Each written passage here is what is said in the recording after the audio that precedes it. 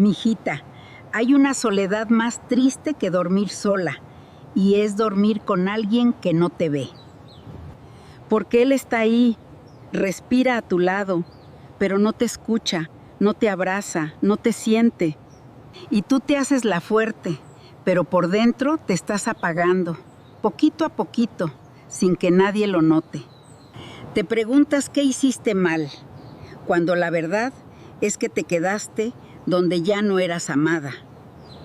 Te da miedo estar sola, pero no te has dado cuenta de que ya llevas mucho tiempo sintiéndote así.